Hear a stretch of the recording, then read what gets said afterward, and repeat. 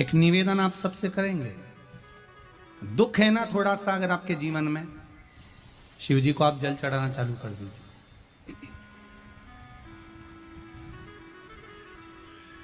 शंकर भगवान को आप जल चढ़ाना प्रारंभ कर दो। अगर दुख है ना जीवन में, शिव जी को जल चढ़ाना प्रारंभ कर दो। और एक निवेदन और करेंगे, अगर दुख समाप्त ही नहीं हो रहा है, कोई बीमारी एक पूरी होती है दूसरी लग जाती है, दूसरी बीमारी पूरी होती है तीसरी लग जाती है, तीसरी बीमारी पूरी होती है चौथी लग जाती है, कुछ प्रॉब्लम चली रही है, तो एक जल के पात्र में जल लीजिए, कलश लोटा पानी का भर लीजिए और उस पात्र में चावल के 2 दाने डाल लीजिए, अक्षत के 2 दाने डालिए। घर में से लेकर जाओ, थोड़ा सा जल बेलपत्री के वृक्ष के नीचे डाल दीजिए, थोड़ा सा जल पीपल के वृक्ष के नीचे डाल दीजिए और थोड़ा सा जल या तो आंवले का पेड़ मिल जाए या शमी का वृक्ष मिल जाए, शमी का वृक्ष मिले या आंवले का वृक्ष मिले, उसके नीचे डाल दीजिए। 3 जगह पर अगर कोई बीमारी ऐसी हो गई कि वो समाप्त नहीं हो रही, बड़ी बड़ी तकलीफ, मतलब एक बार दवाई अगर चालू हो गई तो दवाई बंद ही नहीं हो रही है, तो उसके लिए आपको 3 जगह पर जल चढ़ाना प्रारंभ कर दो। मात्र 1 हफ्ते से ज्यादा चढ़ाना भी नहीं पड़ेगा। जैसे 1 हफ्ते आप टेबलेट लेते हो, गोली लेते हो, 1 हफ्ते चढ़ाना प्रारंभ कर दो। सबसे पहले बेलपत्री के पेड़ के नीचे क्या करना है, जल का पात्र लेना है, उसमें 2 दाने चावल के डालना, 2 दाने अक्षत के डालिए।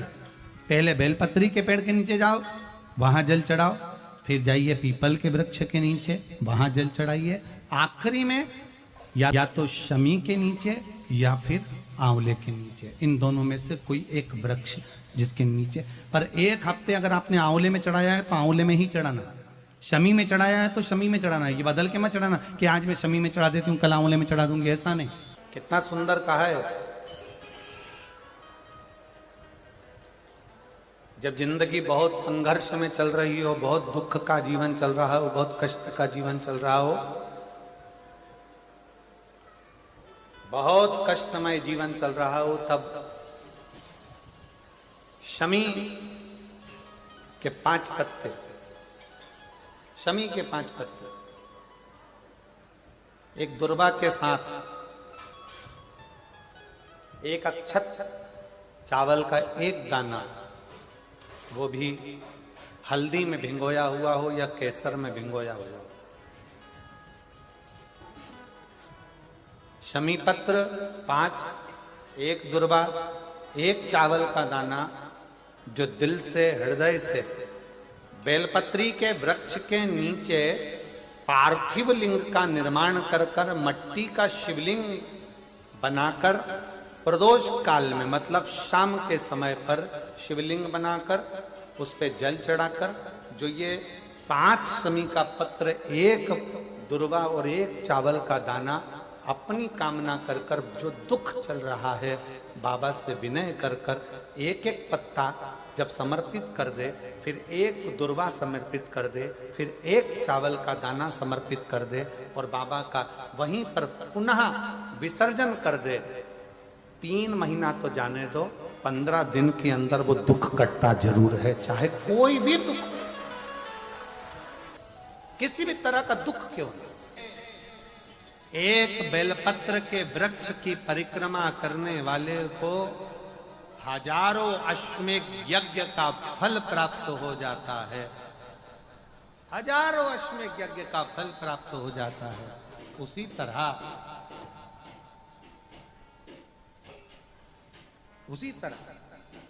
1 पार्थिव लिंग का निर्माण करने वाले को, मिट्टी का शिवलिंग का निर्माण कर कर पूजन करने वालों को 12 ज्योतिर्लिंग के शिवलिंग के दर्शन का पुण्य फल प्राप्त। जो इंद्रियां हैं, इन 11 इंद्रियों में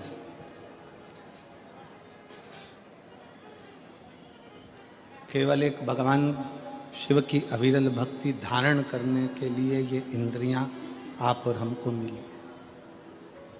चाहे वो ज्ञान इंद्री हो, चाहे वो कर्म इंद्री हो, चाहे वो मन। कोई कह रहा था कि गुरुजी, शंकर जी के मंदिर में जाने से, भगवान शंकर के मंदिर में पहुंचने से, जाने से क्या हमारा दुख कट जाता है? किसी ने पूछा कि शिव मंदिर में जाने से क्या हमारा दुख कट जाता है? शिव महापुराण में षडानंद कार्तिकेय और भगवान श्री गणेश जी का एक संवाद है। श्री गणेश जी महाराज कार्तिकेय बाबा से एक प्रश्न कर दिए। कार्तिकेय बाबा गणेश जी के प्रश्न को सुनकर, गणेश जी के संवाद को सुनकर तुरंत उत्तर देते। भगवान कार्तिकेय जी के सम्मुख में गणेश जी महाराज का एक सुंदर सा संवाद है, बड़ा सुंदर सा, कि मान लो हमने सुना है कि गणेश जी कह रहे हैं कार्तिकेय जी से कि कोई शिवालय में जाए तब उसका दुख कटता है, कोई शिव जी के मंदिर पहुँचे तब उसका दुख कटता है, कोई शंकर भगवान की चौखट पर जाए, भगवान शंकर के द्वार पर जाए तब दुख कटता है। षडानंद कार्तिकेय जी कहते हैं गणेश जी से कि आप मंदिर तक पहुँचे ना पहुँचे, पर यदि आपके मन में शंकर के मंदिर जाने का केवल भाव प्रकट हो जाता है तो समझ लो कि आपका दुख कटना प्रारंभ हो जाता है। आप मंदिर में पहुंचे ना पहुंचे, आप मंदिर तक गए ना गए, आप शिव मंदिर तक पहुंचे कि ना पहुंचे वो मूल है, पर आपके मन में जब, जिस समय पर आपके मन में भाव प्रकट हो जाता है, जिस समय पर आपके मन में ये उत्पन्न हो जाता है कि मुझे शंकर के मंदिर में जाकर एक लोटा जल चढ़ाना, मुझे शिव जी की चौखट तक जाना, जैसे हमारे मन में जब भाव उत्पन्न होता है, हमारे मन में कोई भगवान की अविरल भक्ति का, दर्शन का, पूजन का, जल का, कथा का जब भाव उत्पन्न होता है तो उसको पूर्ण करने वाले आप नहीं होते, उसको पूर्ण करने वाला तो देवाधिदेव महादेव स्वयं होते हैं। आपकी कामना क्या है?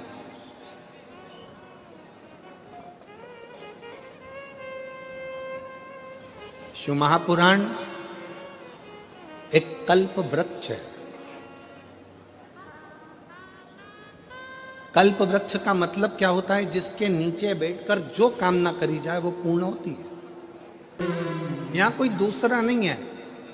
शिव महापुराण पंडाल, शिव महापुराण जिस भूमि पर होता है 7 दिन वो भूमि तुम पंडाल में जगह नहीं मिले, हमने पहले भी कथाओं में कहा, अपने साथ में लेकर चला करो एक छाता, 2 पानी की बोतल, एक बिछाने का और एक ओढ़ने का।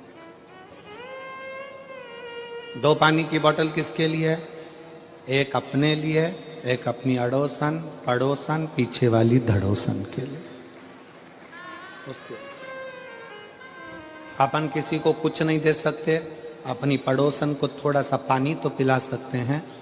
पंडाल में किसी का मुख झूठा करा देना, समझ लेना कि भोलेनाथ ने तुम्हारा भंडार खोलना प्रारंभ कर दिया।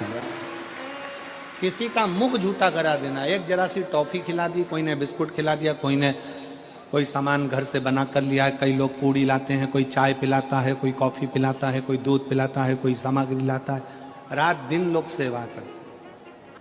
ये शिव महापुराण का पंडाल नहीं, ये कुबेरेश्वर बाबा का कल्प वृक्ष है, जिस वृक्ष के नीचे बैठकर जो मांगा जाता है वो प्राप्त हो जाए, वो प्राप्त हो। आप सब बैठकर जो भगवान शंकर की अविरल भक्ति करते हो, भजन करते हो, स्मरण करते हो, कीर्तन करते हो, ये उसका रास्ता। किस रूप में शिव यहाँ आते हैं, किस रूप में भोलेनाथ यहाँ बैठकर कथा का रस तत्व ग्रहण करते हैं, किस रूप में भगवान शंकर कथा का वाचन करते हैं, किस रूप में भगवान शंकर कथा करवाते हैं, ये वही जान सकते। शिव कथा कर रही है। कनक कुंडला, रत्नभद्र, यक्ष दोनों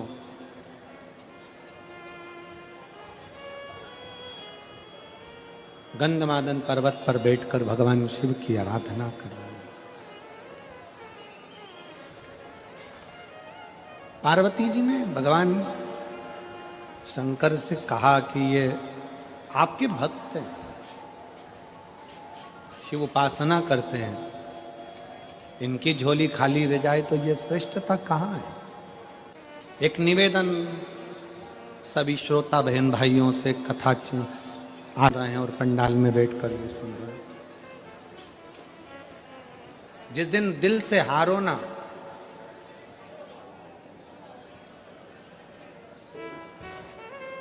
थोड़ी तकलीफों में अगर घिर जाओ, तकलीफें आ जाएं, कष्ट आ जाए, तकलीफें जिस दिन तुम्हारे भीतर बहुत ज्यादा मात्रा में आ जाए, उस दिन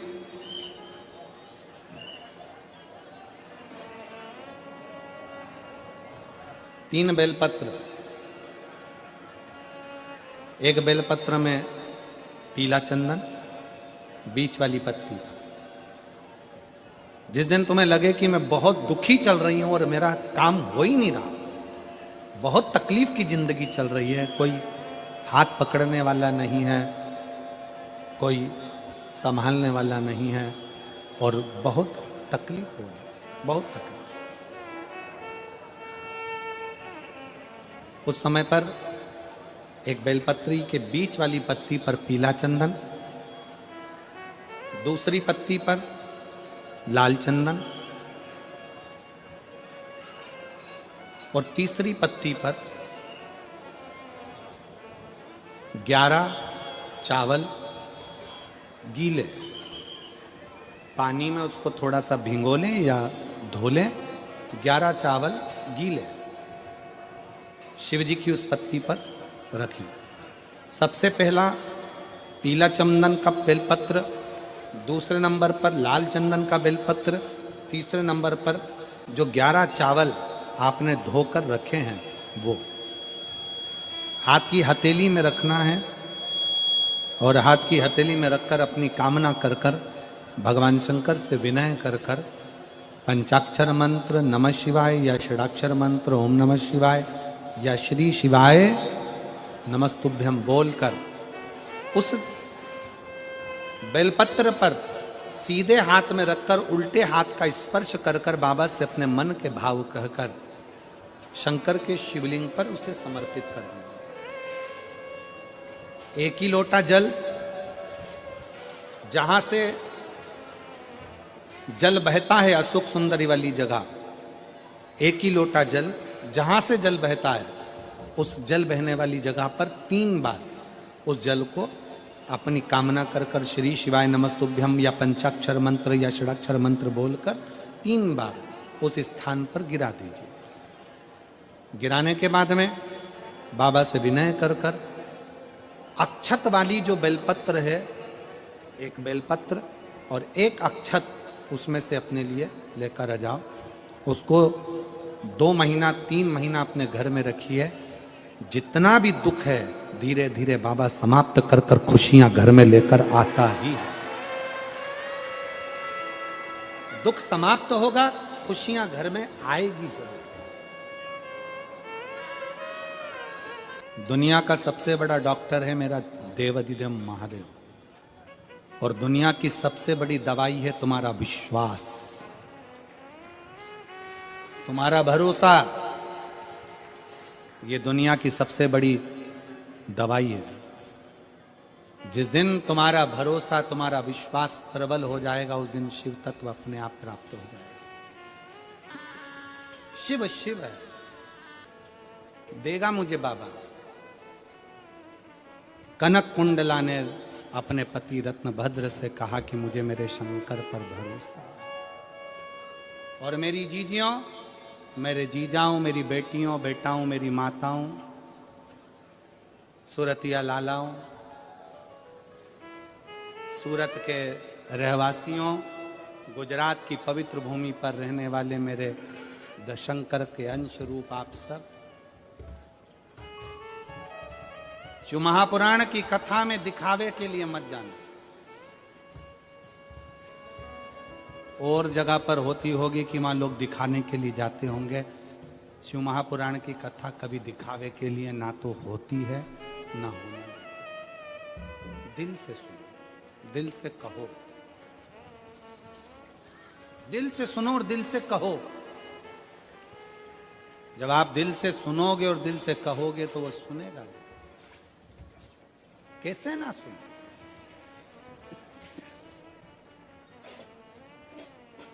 शिव कथा कह रही है, कनक कुंडला रत्न भद्र तप में लग गए शंकर भगवान से पार्वती जी ने कहा इसको कुछ देव। शिव जी ने कृपा करी और उसके घर में एक पुत्र दिया जिसका नाम हरिकेश। उस पुत्र का नाम था हरिकेश। हरिकेश बाल्य अवस्था से भगवान शंकर की भक्ति में लग गया, भगवान शंकर की आराधना में लग गया। मिट्टी इकट्ठी करना, लिंग बनाना, पूजन करना, आराधना करना, ये हमारे घर के बच्चों के संस्कार।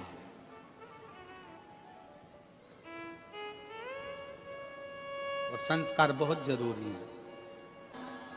शिव महापुराण की कथा कहती है बेटा एक कुल को तारता है और बेटी दो कुल को तारती है। बेटी जन्म ले तो गौरान्वित होई है। बेटी जन्म ले तो गौरान्वित हुई है, बेटी दो कुल को तारती।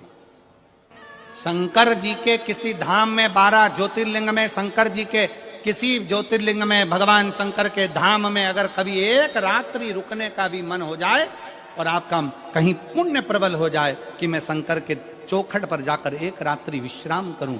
जैसे जैसे उस बहन ने ये पत्र में इस बहन ने लिखा कि 6 साल से बेटा पड़ा हुआ था और उस माँ ने लिखा कि हम सीहोर गए, वहां विश्राम किया, बाबा से विनय करी, निवेदन करा।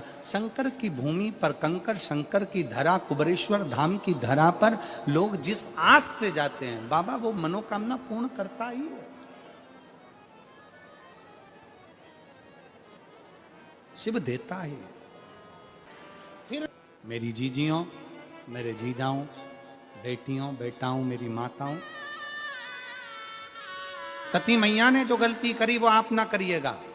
माता सती ने एक गलती कर दी थी कि कथा कुंभज बाबा के आश्रम में सुनने के लिए गई माता सती और मन में यह भाव लेकर आ गई कि इस शरीर को समाप्त कर दूंगा। कथा में बैठो, अच्छा सोचो, श्रेष्ठ सोचो, जन कल्याण का सोचो। कर्मनाशा नदी प्रकट हो गई। भगवान विष्णु ने भगवान शंकर जी से प्रार्थना करी कि प्रभु ये जो ब्रह्मा जी का सिर कट कर नीचे गिरा है इससे लोग नफरत करेंगे, आप कृपा कर दो। तब भगवान ने कृपा करी और कहा कि ब्रह्मा जी का कटा हुआ शीश बट का पेड़ बनेगा, बट वृक्ष बनेगा और उस बट वृक्ष के नीचे भगवान शंकर स्वयं विराजमान होंगे और शिव जी का नाम बटकेश्वर महादेव होगा। बोलो बटकेश्वर महादेव की। भगवान शंकर का नाम बटकेश्वर हो गया। शिव जी बड़ के पेड़ के नीचे विराजमान हो गए। शिव महापुराण की कथा कहती है कि जीवन में बटकेश्वर महादेव का स्मरण, कभी मान लो कोई पैसा लेकर चले गया, कोई तुम्हारा धन लेकर चले गया, कहीं से पैसा नहीं आ रहा है, गया हुआ धन रुक गया है, तो भगवान शंकर को एक लोटा जल बटकेश्वर महादेव के नाम से समर्पित करें। भगवान शिव जी को एक लोटा जल बटकेश्वर महादेव के नाम से समर्पित करें और उनसे प्रार्थना करें, निवेदन करें, शिव स्वीकारेगा जरूर। चढ़ाओ एक लोटा जल। कभी कभी अगर ऐसा लगे जीवन में कि दुख बहुत ज्यादा आ गया है, बहुत तकलीफ आ गई है, तो लाल चंदन को घिसकर उस लाल चंदन का लेपन भगवान शंकर पर कर कर फिर पानी चढ़ाओ। अगर कोई संकट भारी है और निकट रहा, जैसे किसी नारी का गर्भ नहीं ठहर रहा, 15 साल हो गए, 20 साल हो गए, 25 साल, जैसे इसने लिखा एक माता ने कि 18 साल की बेटी हो गई थी पर संतान में पुत्र नहीं, तो उसने भाव से कथा सुनी। ऐसे आपके भीतर अगर 20 साल हो गए, 25 साल हो गए, 30 साल हो गए, संतान का सुख ही नहीं है, लाल चंदन का लेपन बाबा भोलेनाथ पर करना प्रारंभ करो। पीठिका पर लाल चंदन का लेपन करना प्रारंभ करो। लाल चंदन से बाबा का श्रृंगार करना प्रारंभ करो। एक बेलपत्री पर लाल चंदन, दोनों पत्ती नीचे वाली, जो नीचे की जो 2 पत्ती होती है, इस पे लाल चंदन, और बीच वाली पत्ती पर पीला चंदन लगाकर बाबा के शिवलिंग को समर्पित करिए। बाबा से प्रार्थना करिए, रोज प्रार्थना करो। परंतु एक बात का स्मरण रहे, 25 साल हो गए, 20 साल हो गए, 30 साल हो गए, संतान नहीं, तो पहले जल से अभिषेक कराना, अभिषेक कराकर जल का आचमन करने के बाद हाथ को खासा करना, धोना, उसके बाद में फिर वापस बाबा का स्नान कराओ, फिर चंदन का लेपन कराओ, फिर 1 लोटा जल चढ़ाकर बाबा का स्नान कराओ।